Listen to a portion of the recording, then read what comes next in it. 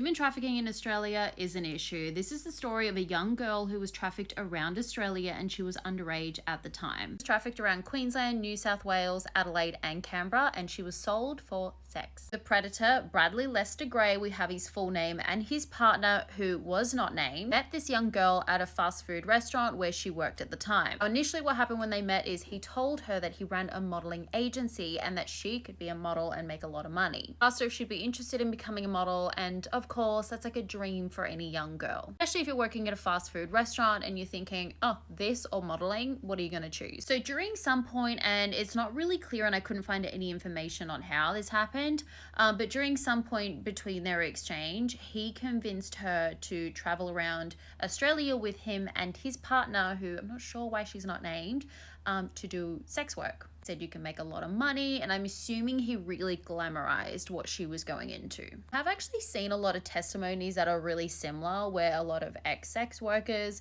or people in the adult industry had always mentioned that it was so glamorized before they actually went into it and realized what the reality was. But by that time, it was too late. After a couple of months of traveling around Australia and doing this, she went to Bradley Gray and she said, I want to go home. I want to go back to, I think it was Canberra, to which he replied, sorry, you're not going anywhere. She felt trapped, and then somehow she managed to get in contact with the police. I think what makes me so angry about trafficking and like situations like this specifically is I see this a lot in my work that I do with the anti-trafficking organization, where a lot of these young women are actually led by false promises. So what they believe they're going into is not actually reality. A lot of the young girls that we intercept and rescue, they're traveling across the border from Nepal and India because they think they're going into these great job opportunities that they wouldn't otherwise have, only to find out when it's too late that they've been trafficked. I often think about the hope that they start with, only for them to have their dreams crushed,